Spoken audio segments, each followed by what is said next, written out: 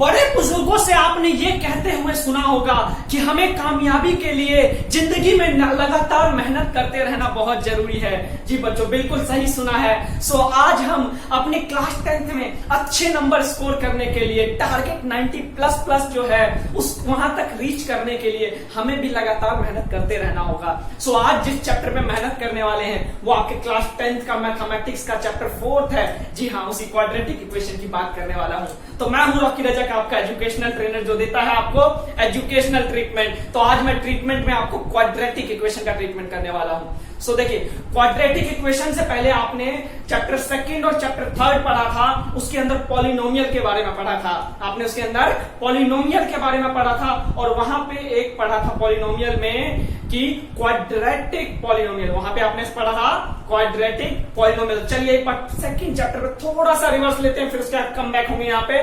तो आपने second chapter में पढ़ा था कि ax² प्लस में bx प्लस में c, ये जो होता था इसको हम बोलते थे क्या, इस इक्वेशन को बोलते थे कि क्वाड्रेटिक पॉलिनोमियल। सो इसको हम बोलते थे द्विघात बहुपद। तो अब देखिए इसमें द्विघात या क्वाड्रेटिक क्यों बोलते थे, क्योंकि इसकी मैक्सिमम डिग्री क्या है, 2 है। इसकी मैक्सिमम डिग्री 2 है। तो सो ऐसा समीकरण, ऐसा इक्वेशन जिसमें मैक्सिमम डिग्री 2 हो जाए तो उसको हम बोलते हैं क्वाड्रेटिक इक्वेशन। तो देखिए ये तो पॉलिनोमियल है, इसको हमें क्या करना है, इक्वेशन में ट्रांसफॉर्म करना है। सो इक्वेशन में कैसे ट्रांसफॉर्म करेंगे, इक्वेशन में ट्रांसफॉर्म करने के लिए मतलब इक्वेट करना है, मतलब इक्वल का साइन लगाना बहुत जरूरी है। सो क्या करेंगे, यहाँ पे इक्वल का साइन लगा देंगे और इक्वल का साइन लगाने के बाद इसको 0 से कंपेयर करवा देंगे। सो हमारे पास इक्वेशन क्या बन गया कि ax² प्लस में bx प्लस में c इक्वल टू 0। अब जो हमारे पास इक्वेशन आ गया है कि भाई मेरे पास ये जो है यहाँ स्क्वायर है, यहाँ पे हमारे पास लीनियर टर्म है और यहाँ पे कांस्टेंट टर्म है। तो ये जो है standard form of quadratic equation है। ये जो है standard form of quadratic equation, इसको जनरल फॉर्म भी बोलते हैं। तो याद रखिएगा स्टैंडर्ड फॉर्म क्या होता है क्वाड्रेटिक इक्वेशन का, ax² प्लस में bx प्लस में c इक्वल टू 0। एग्जाम्पल के लिए आप देख लीजिएगा, एग्जाम्पल के लिए आपके पास अगर हो जाता है भाई 2x² माइनस में 5x प्लस में 3 इक्वल टू 0, ये जो है आपके पास ये क्या है, it's a quadratic equation, it's a quadratic equation. तो अब इसमें आपको क्या बोला जाता है कि भाई इसका ना सॉल्यूशन निकालना होता है। इसका आपको बोला जाता है कि इस पॉलिनोमियल के, इस क्वाड्रेटिक इक्वेशन के कितने सॉल्यूशन पॉसिबल है। तो याद रखिएगा किसी भी इक्वेशन के कितने पॉसिबल सॉल्यूशन है, जितनी उसकी मैक्सिमम डिग्री है, जितनी उसकी मैक्सिमम डिग्री है। सो यहाँ पे मैक्सिमम डिग्री क्या है, 2, मैक्सिमम डिग्री 2 है। सो इसके सॉल्यूशन कितने होंगे, 2 सॉल्यूशन पॉसिबल है। इसके सॉल्यूशन 2 पॉसिबल है।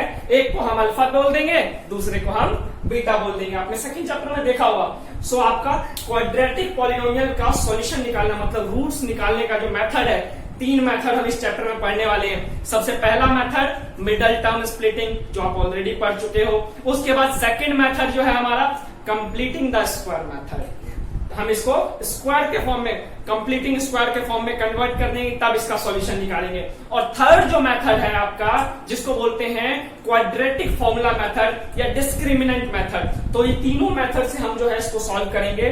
लेकिन अभी उससे पहले हम जानते हैं कि कोई भी इक्वेशन आपको रैंडमली दे दिया गया और आपसे बोला गया चेक करके बताइए कि ये क्वाड्रेटिक इक्वेशन है या नहीं है। मान लीजिए आपके पास एनसीईआरटी में आपका चैप्टर 4th में जो है फर्स्ट एक्सरसाइज में ऐसे ही कुछ क्वेश्चन पूछे जाते हैं। आपके पास बोला कि भाई x प्लस में 1 जो है इसका स्क्वायर किसके बराबर है, x प्लस में 1 जो है इसका स्क्वायर जो है आपका बराबर में है 2 ब्रैकेट में x माइनस में 3। ये आपको दे दिया गया और आपको बोला गया कि आप चेक करके बताइए कि ये क्वाड्रेटिक इक्वेशन है या नहीं है। तो आप क्या करेंगे, बस सिंपल सा फंडा है कि आप इसको एक्सपेंड कर दीजिए। देखिए इसमें क्या लग रहा है, ये हमारा x और ये y, x प्लस में y का होल स्क्वायर का फॉर्मूला लग रहा है। सो हम क्या करेंगे, अप्लाई कर देंगे x का स्क्वायर प्लस में y की जगह 1 का स्क्वायर प्लस में 2xy होता है। तो 2 इंटू में x इंटू में 1 इज इक्वल टू, इसको मल्टीप्लाई कर देंगे इससे 2x माइनस में 3। सो ये क्या हो जाएगा, एक्स स्क्वायर प्लस में 2x प्लस में 1। अब ये वाला जो टर्म है ना इसको लेफ्ट साइड में शिफ्ट कर लो। राइट साइड में ये प्लस का है, इधर आने के बाद माइनस का, जो माइनस का है वो प्लस का। सो 2x प्लस का है, इधर आके माइनस का, और ये माइनस का है तो ये आके इधर प्लस का इक्वल टू 0। अब इसको फर्दर फिर से सॉल्व कर दो, फिर से सॉल्व करेंगे, क्या हो जाएगा एक्स स्क्वायर, ये देखो 2x प्लस का 2x माइनस का, सो ये क्या हो जाएगा, it will be cancel out, और इसके अलावा 1 प्लस में 3 क्या हो जाएगा 4, सो ये क्या हो गया हमारे पास एक्स स्क्वायर प्लस में 4 इक्वल टू 0। तो क्या ये क्वाड्रेटिक इक्वेशन है? तो हम बोलेंगे जी हाँ ये क्वाड्रेटिक इक्वेशन है। लेकिन आप बोलोगे कि सर आपने तो अभी बताया था क्वाड्रेटिक इक्वेशन हमारे पास ऐसी टर्म होती है जिसके अंदर ए एक्स स्क्वायर प्लस में बी एक्स प्लस में सी इक्वल टू 0 आ जाए।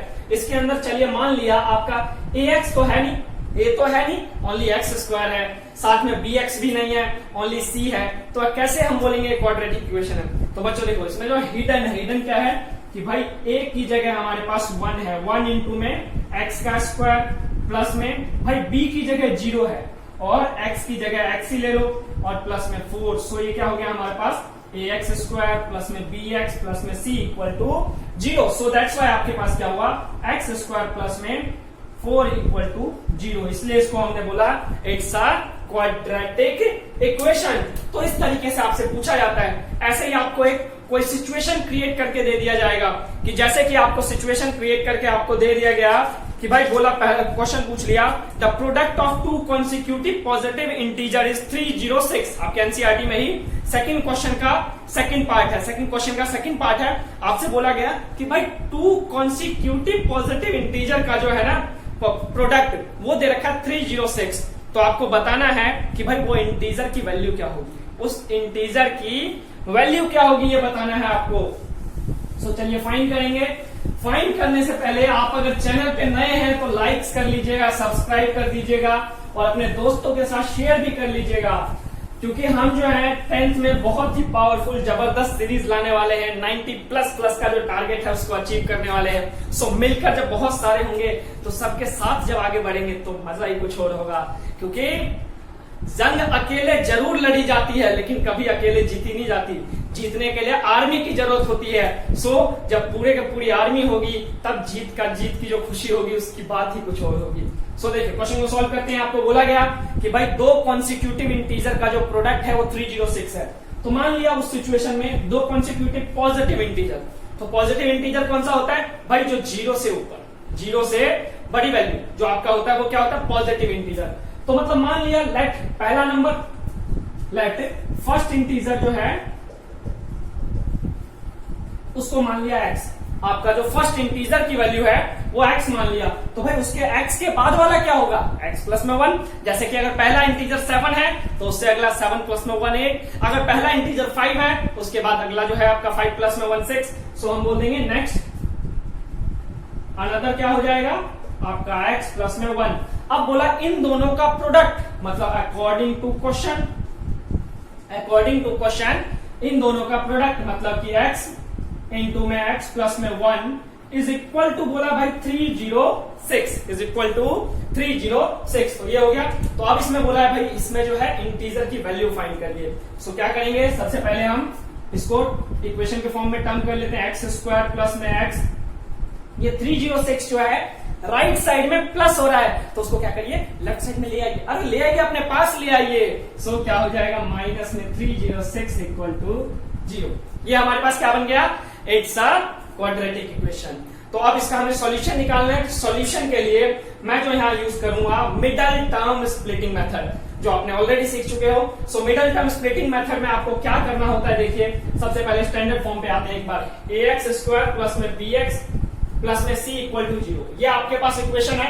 इस इक्वेशन में सबसे पहले आपको क्या करना है भाई ए और सी को मल्टीप्लाई कर दो, ए और सी को मल्टीप्लाई कर दो। तो देखो अगर मैं बात करूं इस वाले इक्वेशन में मेरे पास ए क्या है कुछ नहीं तो भैया 1 होता ही होता है और सी की जगह माइनस 306। तो 1 और 306 को मल्टीप्लाई करेंगे तो हमारे पास क्या बनेगा माइनस में 306।